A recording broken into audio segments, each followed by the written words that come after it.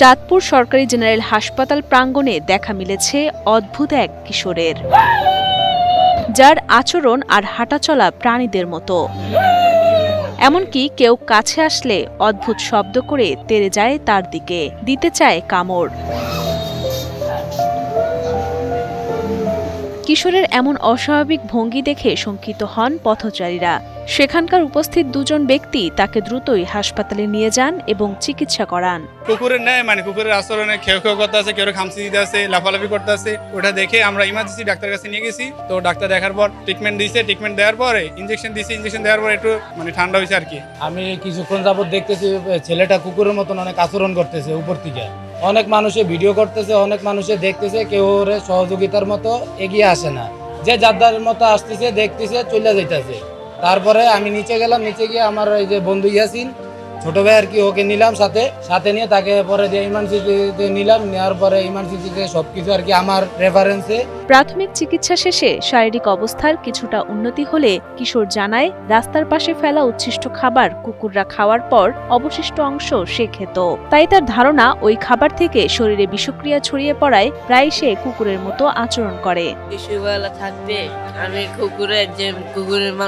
মানুষের যে কুকুরকে যে খাবারটা দিত, তখন আমি ওই খাবারটা খেতাম। ওই খাবারটা খাওয়ার পরে এই যে কুকুরের যে বিষটা, ওই বিষটা আমার শরীরে হাঁটতো। কিশোর সাইমন আরও জানায়, তার বাড়ি কুমিল্লায় এবং তার নাম মোহাম্মদ আব্দুল্লাহ আক্তার সাইমন। সে জানায়, তার মায়ের মৃত্যুর পর দ্বিতীয় বিয়ে করেন তার বাবা।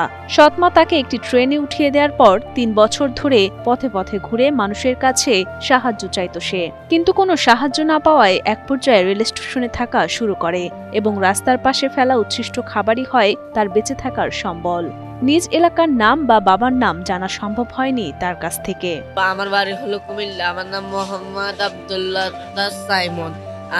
আমার আপন মা মারা যাবার পর আমার বাবা একটা বিয়ে করছেন। ওই সৎ মা আমাকে ছোটবেলা থেকে রেলে উঠে দেওয়ার পরে আমার ওই সমস্যাটা, আমি অনেক মানুষের কাছে সাহায্য চেয়েছি, কেউ আমাকে সাহায্য করে নাই। আমি মানুষকে তাই সরাতে, মানুষে আমার কাছে যদি যেতে না আসে তাই আমি মানুষকে খামচি দিতে ধরি, কামড়াতে ধরি, যেহেতু মানুষে আমার সামনে যেতে বলুন না আসে। চিকিৎসক জানিয়েছেন, কিশোরটিকে প্রাথমিক চিকিৎসা দেয়া হয়েছে।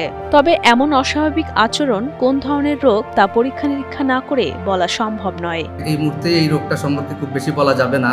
তো আমরা যেহেতু ভর্তি করে নিয়েছি, আমরা যাবতীয় পরীক্ষা নিরীক্ষা এবং অন্যান্য যে বিষয়াদি, তাদের যদি লিগ্যাল গার্ডিয়ান থাকে, তাদের যদি হিস্ট্রিটা নেওয়া যায় বাচ্চার, তাহলে হয়তো আমরা একটা ডায়াগনোসিসে পৌঁছতে পারবো।